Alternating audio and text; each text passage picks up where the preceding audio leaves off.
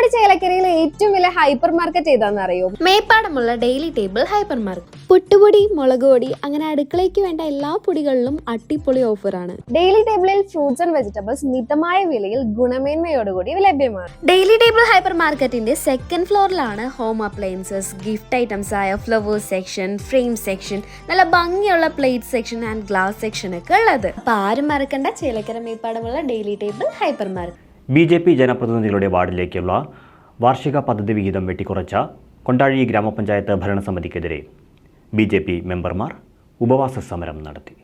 കൊണ്ടാഴി പഞ്ചായത്ത് ഓഫീസിന് മുന്നിൽ സംഘടിപ്പിച്ച ഉപവാസ സമരം BJP ജില്ലാ ജനറൽ സെക്രട്ടറി വിപിൻ കൂടിയടത്ത് ഉദ്ഘാടനം ചെയ്തു.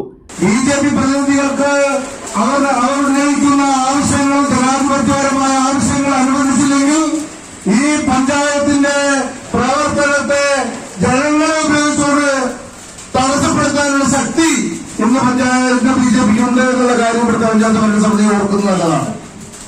നിങ്ങളൊക്കെ പുറത്തേക്കാണല്ലോ, നിങ്ങൾ ഈ പഞ്ചായത്തിനെ പുറത്തേക്കാണല്ലോ, നിങ്ങളൊക്കെ ഇവിടുത്തെ തെരുവുകളിൽ തടയാനുള്ള ശക്തി ഭാരതീയ ജനതാ പാർട്ടിക്ക് ഉണ്ട് എന്നുള്ള കാര്യം നിങ്ങൾ മറക്കണ്ട. BJP panchayat president K. Santhosh അധ്യക്ഷത വഹിച്ചു. മണ്ഡലം president TC Prakashan, general secretary PK. Umesh, secretary Vijith Warrier, Urmila Ramachandran, RR Prakashan, Yuvamorcha president Harish, Kavithachandran തുടങ്ങിയവർ സംസാരിച്ചു. ഏറ്റവും വലിയ ഒറ്റക്കക്ഷിയായി ഈ കൊണ്ടാഴിയിലെ ജനങ്ങൾ 6 വാർഡുകളിൽ പൊൻതാമര വിരിയിച്ചു.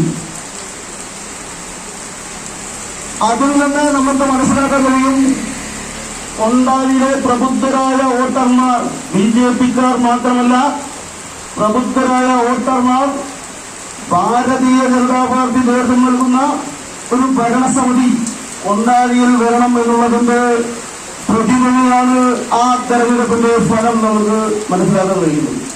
ഗ്രാമപഞ്ചായത്ത് അംഗങ്ങളായ K. രാജു, T. ശശികുമാർ, ശ്രീരാഗ്, കാവ്യശ്രീ, ദീപ, സുഭദ്ര, ഉണ്ണികൃഷ്ണൻ എന്നിവരാണ് ഉപവാസത്തിൽ പങ്കെടുത്തത്. CCV news, Kondazhy.